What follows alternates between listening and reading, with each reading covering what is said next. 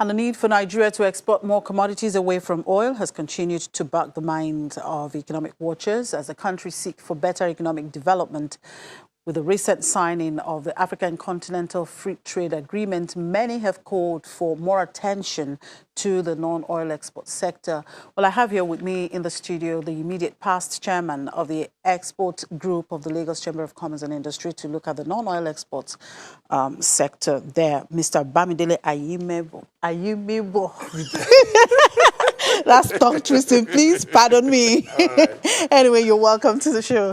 All right. Now, could you do a general assessment of the Nigerian oil, non-oil export sector, looking at it against the background of the imperative of economic diversification?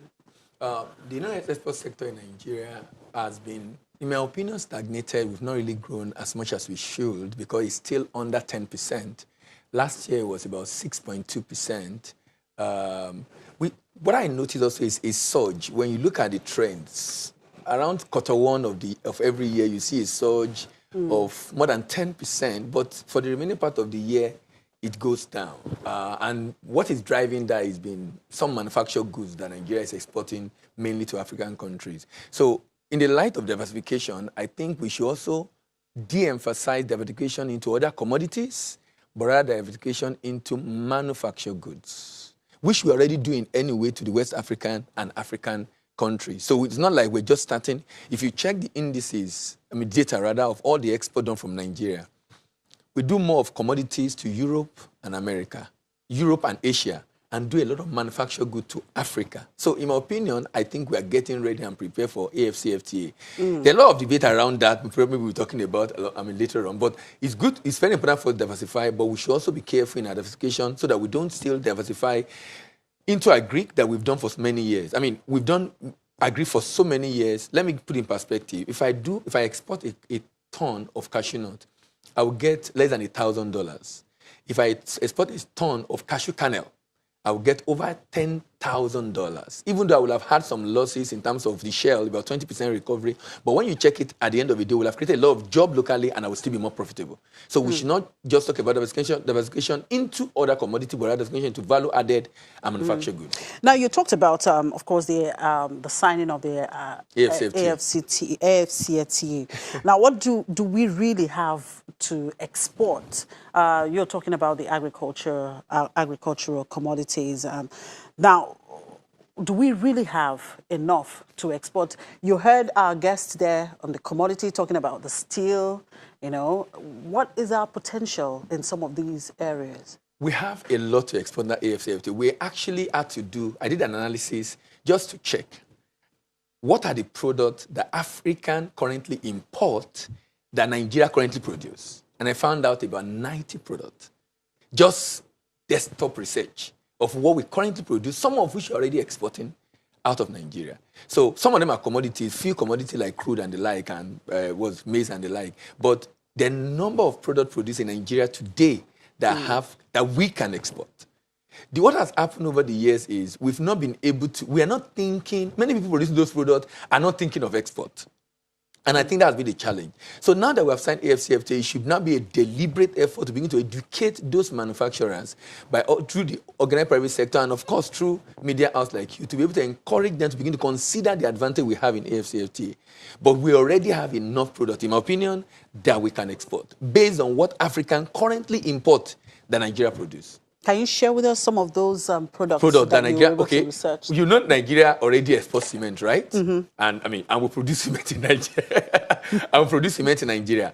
Now, recently also we had issue with this meat issue. Can you remember when we were having issue with the Ruga? And it was about to be now. And I discovered that bovine, which is cow meat, is a major item being imported into Africa, from antibiotics to pharmaceuticals to cement to plastic products to a lot of manufactured goods that Nigeria currently produces that can be exported. By the way, Nigeria already exports this item. What I'm trying to say is that we should not expand the basket beyond the few things we currently export into that region. More than 40% of export in West Africa is done by Nigeria, and majority of those items are manufactured goods. So we're already doing export of manufactured goods. We just need to, it's like you're doing something by default. You now must begin to do it deliberately and compulsorily. And that would mean media houses, government, getting people educated about it to be able to begin to see the need to drive it. Okay, now we have the issue of the border closure. Yes. So how is that affecting the export sector?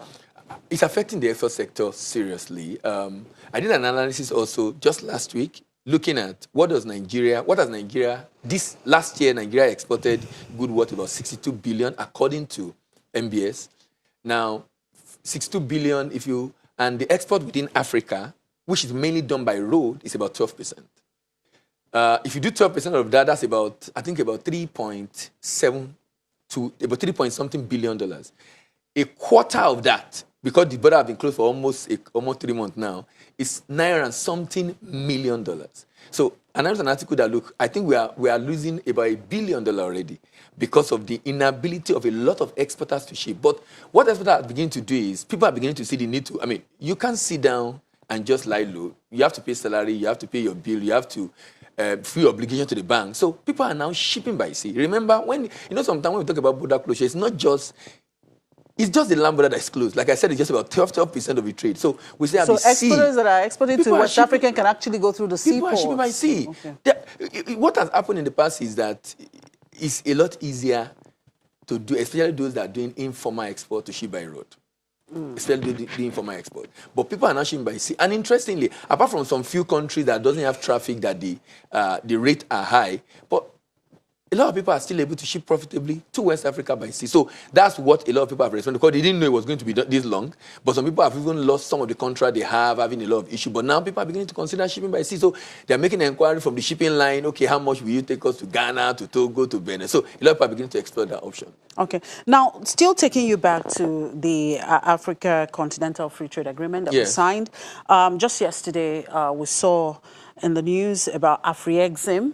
Of course, earlier on in the year, they had announced about $1 billion to support the AFCTA. Yes. And they just released about $500 million for Nigerian exporters and manufacturers. Yes. How do you think these people will take advantage of this opportunity offered? Now, I think I don't know what the objectives are. I know it's to support AFCFTA, but the detail I'm not privy to. But my suggestion would be free trade agreements all over the world that have failed or have not been able to accomplish objective are mainly be due to the fact that communication of the message of that agreement and the benefit of that agreement to the business people that should use it has been very poor. And this is not just in Africa. If you check in Africa, from SADC to COMESA to ETLS in ECOWAS to even other Asian countries, I think it's the Europeans that have been able to really maximize the benefit of AFCFTA. And in the Asian, it's China that has been able to maximize the benefit of this kind of agreement. So I am of the opinion that we must do aggressive, the kind of publicity we had during the campaign that you know who is contesting. That's the kind of publicity we need to do. If we don't publicize, I go to different events, and each time I'm talking to people, I say, I'm not aware of AFCFTA, 10%, 15%. These are people that are supposed to use it. They're not even aware it exists. We've had ETLS for almost 30 years. That's the one in the free trade agreement in West Africa. And many businesses who have potential to ship within that sector, that segment, that territory, are not even aware it exists.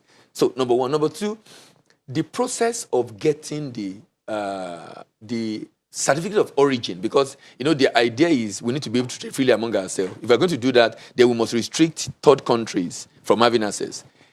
The process of getting it must become very seamless. So those kind of funds should be such that we can deploy a technology that will make me to apply in my office. Because currently, it takes about 3 to 6 months for me to get certificate of origin to the Ministry of Foreign Affairs. I should be able to get it seamlessly. I don't need to see anybody. I should be able to apply, fill the form online. The people will come to check my factory to be sure the product is actually produced in Nigeria before they give the certificate. Those are the things we should begin to see. So I'm setting investment in that sector so that as you publicize it and people are aware of it, and then they need to get a certificate to get their product eligible for this program, they don't hit the roadblock of the bureaucracy of government. We should discourage them. They already do their business anyway, and the government is trying to ensure that they create more jobs by getting us to trade within Africa. So if the bureaucracy come in and the people are not able to access it, then of course they won't be interested. So, and then capacity building. Capacity building for the OPS, manufacturers, exporters, capacity building, to be able to know exactly how to go about it. And in doing that also, the people must be able to attend, what do you call it now?